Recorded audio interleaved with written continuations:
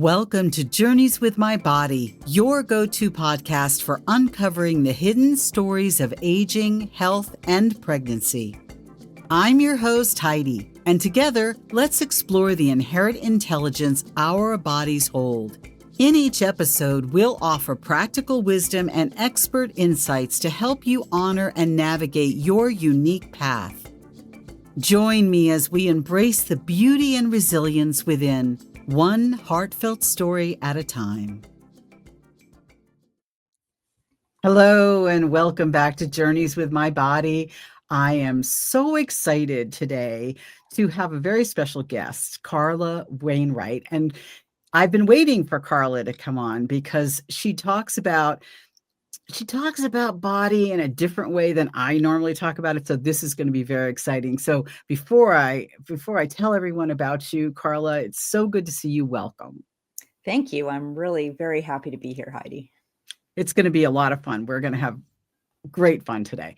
So let me tell you, everyone, a little bit about Carla. Carla Wainwright is a holistic wellness coach. She's a sexual awakening facilitator and midlife alchemist. Now, how wonderful is all that? She supports women 40 plus to reclaim vitality, balance their hormones, and reconnect with their pleasure and power through a blend of metabolic health and nervous system healing and sensual embodiment. With a background in biology, homeopathy, and over 2 decades of experience in the healing arts, Carla bridges the science of the body with the sacredness of lived experience. Her work helps women shift from surviving to thriving, exactly what we want here, by listening to the body's signals, reawakening desire, and embracing midlife as a powerful rite of passage. Carla leads retreats, check into those, group programs, and one-on-one coaching that integrate lifestyle medicine, deep emotional inquiry, and somatic practices to guide women back to their vibrancy and radiance.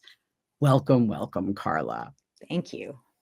We are so excited you're here because, again, as I mentioned, you touch on things that I don't touch on, and women are probably afraid to talk about.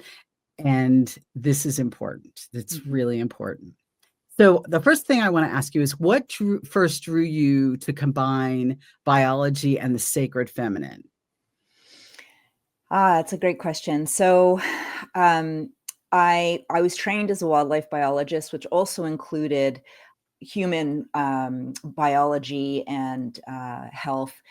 And so my career originally started in that. And then through my own healing journey, I navigated towards the energy of the sacred feminine in an effort to heal my own trauma, particularly sexual trauma that I'd experienced in my 20s.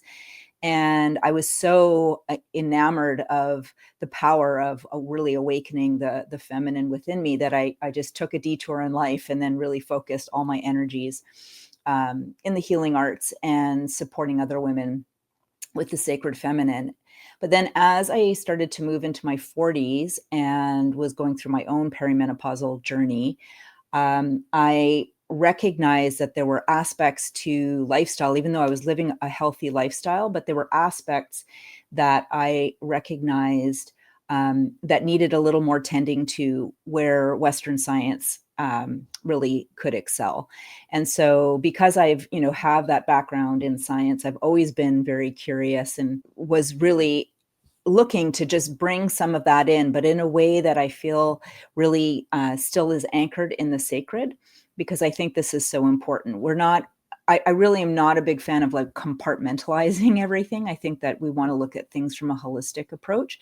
And so that's really where I'm at now, of very much staying connected to the embodiment of the sacred feminine and the power of those practices and the power of really accessing that life force energy, that creatrix life force energy within women.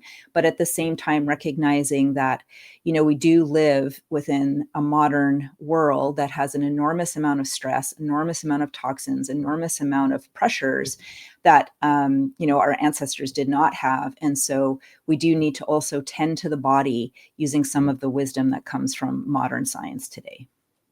I love that. I want to, do you mind elaborating just a little bit for those listeners who really probably have heard the term but don't exactly know sacred feminine, Mhm. what the average person, the other average man or woman, because it applies to both, correct? What that means, how that shows up for us. Yeah, so exactly right. So, regardless of your gender, we have these energies, these embodied energies of the masculine and feminine within us.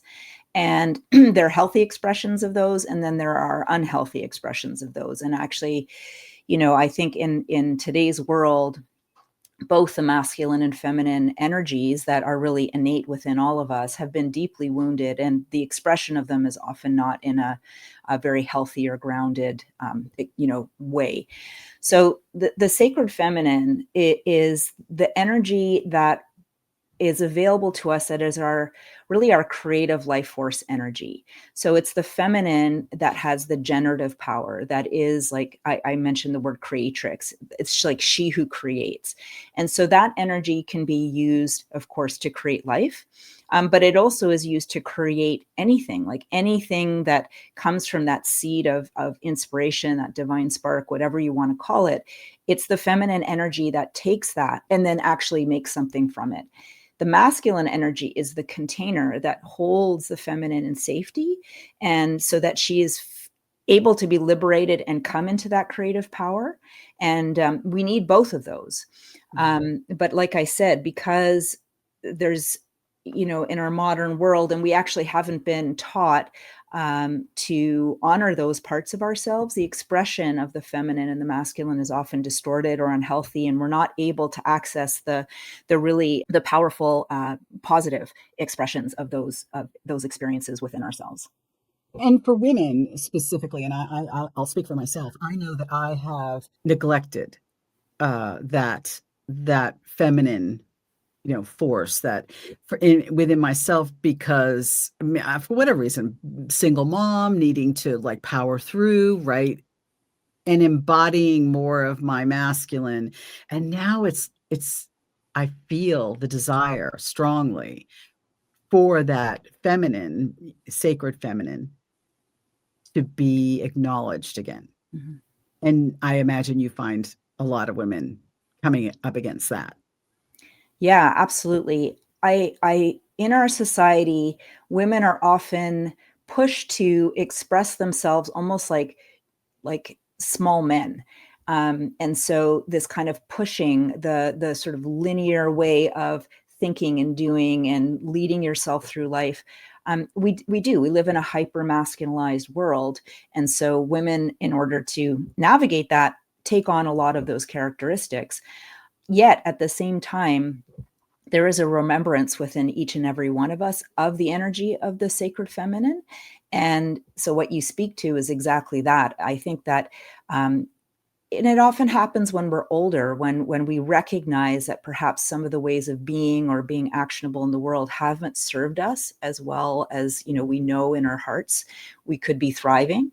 So there's a remembrance that begins to stir, and this curiosity about, like, well, wait a second, maybe I this isn't quite the way I should be, navigating my life or my day or my relationships or whatever that is. So yeah, it is really common. And I think that as women get older, there's so many confluences in terms of what happens as a woman ages and her hormones shift and she steps more and more into what I believe is a more authentic and truthful version of herself. That desire to connect more with her feminine energy, because we don't feel like we have to conform in the same ways that we did when we were younger in a masculine society. That remembrance really sparks, and a lot of women really find, like, okay, now I'm ready. It's so true. And I know that women in midlife describe feeling exhausted and disconnected. And again, that's how a lot of times, like for me, the masculine kind of comes through, or they're not their former selves. And you said that we remember it. It awakens, it can be awakened back in us again.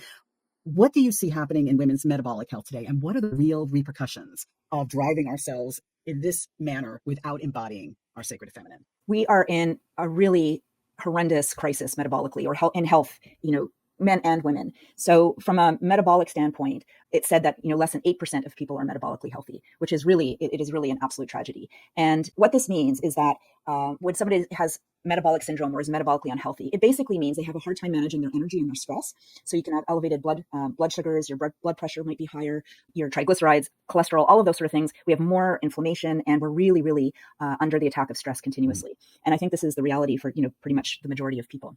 And it hits women even harder because as we begin to go through that perimenopausal journey, our hormones are fluctuating and we lose the protective effects of estrogen and progesterone that kind of buffer some of the things that, in terms of blood sugars and stress and cortisol and all of those pieces. So it really hits women extraordinarily hard.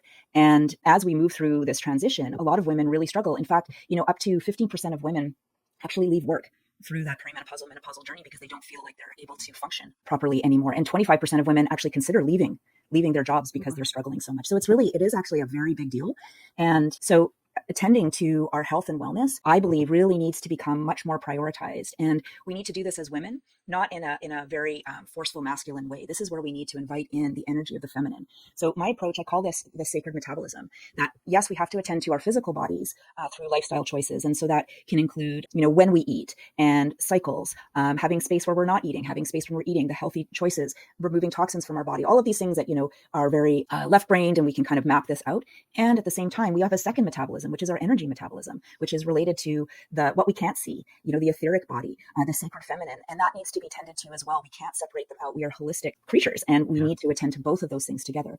And so, my observation through my own life and then working with so many women is that when we tend to our sacred metabolism, this is where we can step through the challenges of perimenopause, which are, admittedly challenging. And we can step through on the other side from a place of like vibrancy and vitality and really feeling empowered in our bodies. So rather than a decline, it's an opportunity to come into what I believe is the most powerful time of a woman's life. But we have to attend to our metabolism to do that.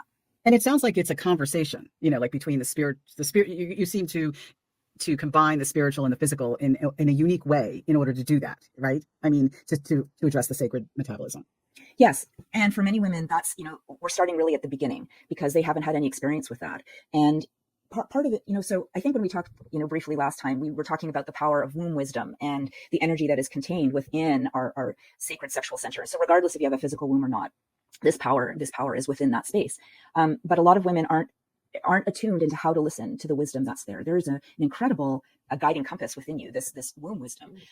But if you haven't been taught how to even hear those whispers, it's like, where do you start? So you're absolutely right. There is the spiritual as well as the physical, but often we need to start with just reacquainting ourselves with our body and learning how to attune and listen.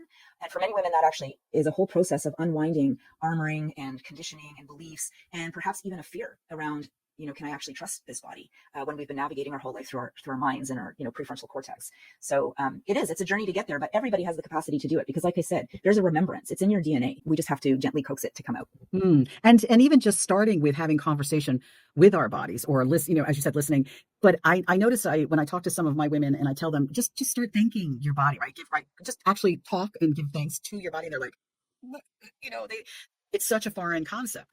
And what you're talking about, I see, is like much further along. But even just starting there with this conversation, this communion, this, rather than it being, I think so often, as I'm sure men have the same thing, but as women, we consider it as something outside ourselves. I don't know how that works, but it seems that we don't think of it as a partner, the partner that our bodies, the partner that we go through life, enabling or criticizing or whatever, right? Yeah, absolutely. I think so many of us, and this was my experience, when I was younger, is that I actually felt disembodied. I felt like a head, and then there was a body, but I didn't really have any connection to that body, and I didn't know how to read its signals. And I felt like it was something that my mind had to control or change or shift in some way. And so, yes, like that, just having gratitude for your body when the normal script is to criticize, to feel shame, to want to push and force it to be something different. It's a whole new way of actually relating to what I believe is this incredible miracle that really allows you to, live and, this incredible life. But it's a dramatic shift because it's not how we have been conditioned to relate to our physical form whatsoever. Not at all. We're always pushing it to do something else, pushing it to work out more or eat to push down something rather than to nourish, right? So whatever it is. And so it's fascinating. And now I do want to get to the area that I do not have any knowledge in, or certainly don't teach, which is the pleasure and the sensuality aspect of what you do, and the erotic aliveness. I mean, there are things that once our lives get busy, they're the first things to hit the door, and especially when women are going into perimenopause. So So tell me and the audience the cost of that and how we begin to come back to our full aliveness.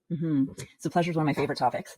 And here's the interesting thing. I believe pleasure is our birthright. We have these bodies that are capable of experiencing pleasure of all kinds. And I know absolutely we can connect pleasure to erotic sensuality, to sexuality, but pleasure is so much more than that, right? Pleasure is just feeling a sense of aliveness within yourself. So that can look like many, many things. So on the one hand, I do feel like, of course, it's our birthright. And as human beings, we have this enormous capacity to experience pleasure of so many kinds. Yet women consistently choose stress over pleasure. We're actually hardwired to do that. So there's a survival strategy that came from our evolution. We need to pay attention to our surroundings. So of course, if there was a stressful, some kind of threat, we needed to pay attention to that more than pleasure. However, at the same time, our bodies were really designed to deal with acute stress and then resolution, not chronic stress. So our biology, our physiology is not adapted to chronic stress, but hello, we are all living chronic stress, every single one of us, every day, all the time, me included, right? So this is just a function of our modern world. So we have a biological mismatch.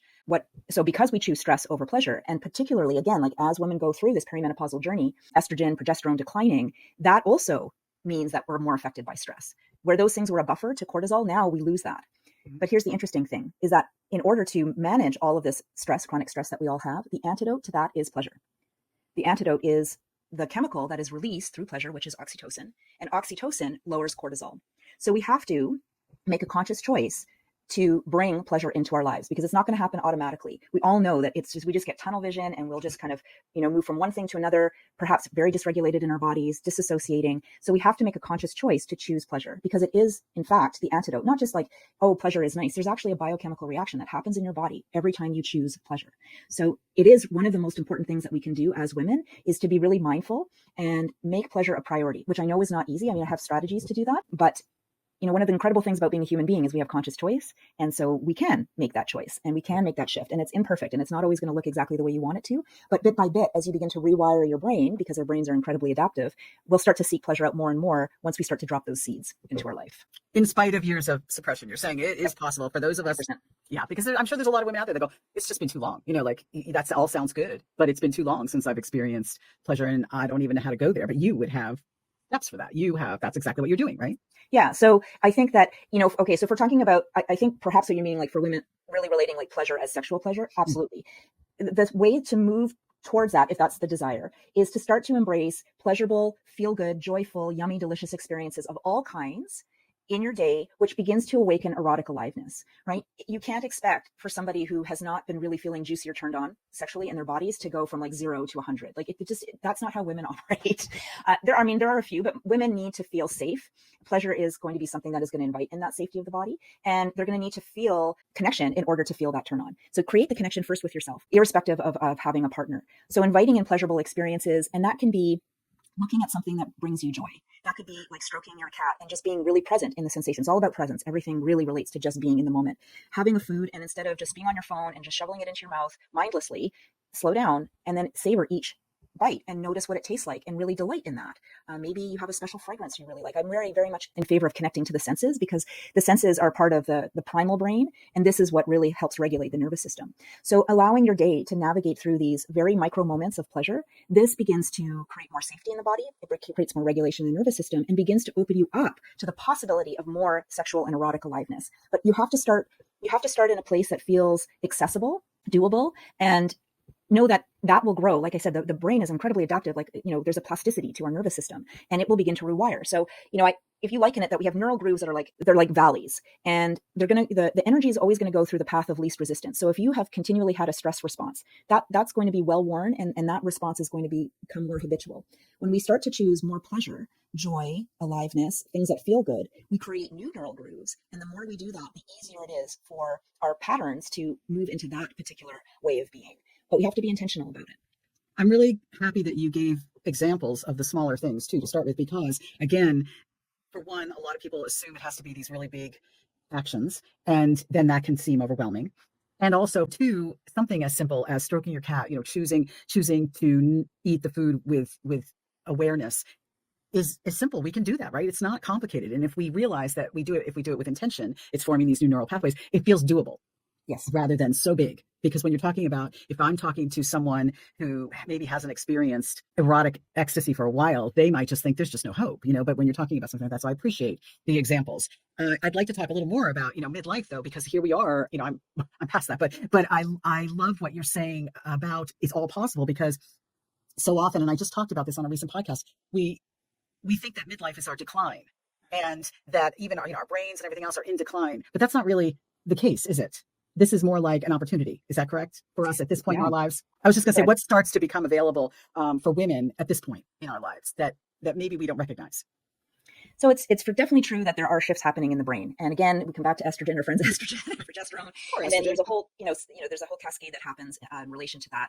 And so I actually was listening to a podcast the other day where the researcher was talking about there's kind of like a neural pruning that happens, and I don't fully understand it yet, but I'm very curious about that as a woman moves, into menopause and beyond.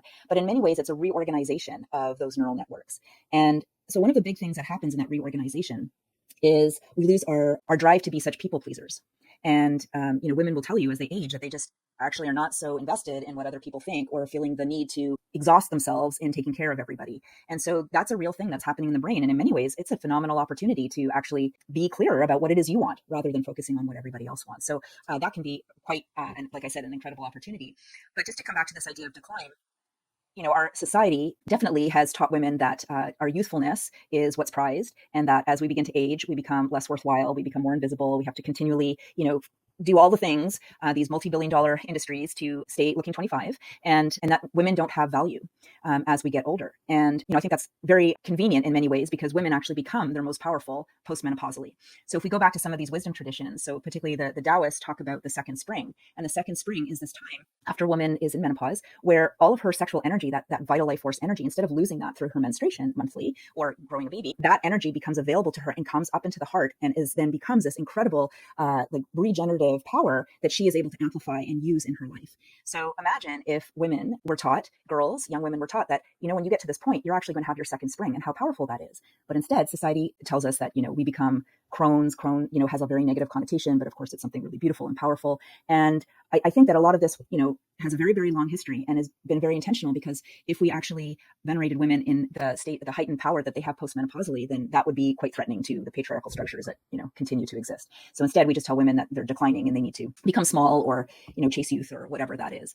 So part of my passion, and I feel like my dharma, my purpose, is to support women to actually reframe this and to understand that, yes, you're going through a transition, and that transition can be difficult and challenging. So just like the caterpillar turning the butterfly, it has to metamorphize, or anyway, you know what I mean, into the butterfly. But there's a whole dissolution that happens in that cocoon, the goo, and then those imaginal cells become the butterfly. But it is really a portal into the most powerful time of a woman's life, where she steps into the wise woman, and she has so much to offer, and she has so much vitality. She has the energy, her sexual energy as the second spring is available to her to create life in whatever way she wants. So, my mission is to help women through this transition, to support them so that they can really access the full vibrancy that is awaiting on the other side if they allow themselves to do that. That's an incredible mission. I love it. I get excited just hearing you talk about it, because no one, you're right. No one ever explained that way of living into my next years as being powerful, or embodying my new energy, my second. I love the whole thought of that, because I am in my 60s, and in many ways I do feel that. I feel that I am at my second, whatever you want to call it, and I love that. But yet there becomes this part of me that goes, well, wait a minute, am I allowed to feel that way? That's not right. We've been taught that that's not okay, and that we're really just. But yet, like you said, there are so many cultures that embrace older women as the wise, that we haven't in the US anyway, haven't done that. And we definitely, but yet I see that happening more and more. And I love that. Yes. Yes. I mean, that's what we need. So I would like to ask you then, for the women listening, and they feel kind of like, oh, that all sounds wonderful, but they're currently overwhelmed or drained, or numb. Numb is a big one for many of my women, frozen and numb. What's one gentle shift that they could use today to begin reconnecting with themselves? So I think it comes back to pleasure once again. So perhaps even just being, even if that word maybe feels like a little like, oof, that's a lot, to just be curious about what could feel good in your body today. And can you bring in 5 experiences today that feel really good? So if you just use the senses, so something I look at, something I hear, something I feel, something I taste, something I smell, and can you find a moment, and it doesn't need to be long, it could be under a minute, of just connecting to that in full presence and allowing yourself to have this moment of embodiment, because when we're overwhelmed, we feel disconnected from our bodies. We do feel numb. That is a really, really big thing. And that is, it's a dysregulation sign, just like fight or flight, the freeze, the numbness. And so the way that we kind of thaw out that numbness is to just have these small titrated moments of pleasure, of feeling good. You don't have to call it pleasure. If that's like stretch for you, just call it like feeling good, right? And weave those into your day. To help with that, I highly recommend that you have like an accountability sister. So have a woman in your life that say like, you know what, I'm so stressed out. I heard that if I just like connect to each of my senses in the day, that might help. Would you do this with me? And then what you can do at the end of the day is just text each other. So the 5 things that you did does not have to take long. And then just have that, you'll be inspiring one another. And then the wonderful thing is that the connection creates more oxytocin. So it also reduces cortisol. And then just in remembering those 5 things that you did that day, that also creates more oxytocin and helps to support the endocrine system. So that's just where I would say to start. And, you can put little sticky notes to remind yourself, and it's doable. Like as overwhelmed as you are, and believe me, I have been there and I continue to be there on some days. That feels like, I think that is doable. 5 micro moments in your day to connect to your senses. I also like the accountability sister, because this is another area that we can easily fall into a pit of isolation if we're in that freeze or whatever else, right? And it doesn't mean going into some big drawn out, like you said, discussion or anything. It can just be a text, but just that little connection. And I think that's so important, because when I was in my worst moments of freeze, I was always in functional freeze as a younger person, I would also isolate. And so that's huge. And now in this day and age, there's really no reason not to, because it wasn't quite so easy when I was young in that space. I didn't have all the internet capabilities. I didn't have texting. I didn't have, the things that I might have reached out and done because they were simpler and it wouldn't leave me quite so vulnerable. So I love that. Thank you for that as well. Tell us now how you work with people. We mentioned, at the beginning that you do retreats and that you work one-on-one, but how do people find you, and what are you currently doing and offering? Yeah, so I'd love to share that. So actually, I'm heading off in a week and a half to Mexico to lead a retreat, a women's retreat called Radiant Renewal. And so I'm really thrilled about that. I'm also looking forward to getting some warm weather in. And I work, of course, one-on-one with women and really customize their experience, whether they're wanting to focus more on the sexual awakening piece or the metabolic piece, or a synergy of those 2 things together. And I have a group program, which I run 3 times a year, called Feel Great in Your Body. And it's a foundational program to really start to dial in the key elements that women, we're not small men, that women need to really be thriving in their health and their lifestyle. So the best way to find out more about all of that, I actually have a free gift, which speaks to a lot of the things that we were talking about today, called a vibrancy guide. And it has doable, actionable, effective steps for women 40 plus to feel more energized and balanced and really good in their bodies. And you just go to vibrancyreset.com. That takes you to my website, and you can find everything about me right there. Perfect. Vibrancyreset.com. I'll put that in the show notes as well. So we definitely want to be able to have people connecting with you, because what you're doing is so important. And it speaks to my heart. I hope it speaks to many other women, because I know that it's needed, desperately needed. And have fun in Mexico. Thank you. And how long is that retreat for? A week. A week. Wonderful. I can just imagine how many powerful women do you have coming? I've got 8 women coming. Oh, I like to keep I like to keep it intimate, and that's a perfect size, because they each get to know each other, and I bet you there's going to be some accountability connections there that come out of that, right? I love it. Well, Carla, thank you so much for joining us today on Journeys with My Body. I am really pleased that you could take the time before this retreat that you're going on, and I hope that we'll have you back, because it's great to talk, and we can dive in a little deeper to some of the things, because I think there's still so much we could talk about. So I love that, Heidi. It was a really rich conversation, and thank you again. Well, have a great time, and until next week, everyone, make sure you check out Carla's website. Bye-bye for now.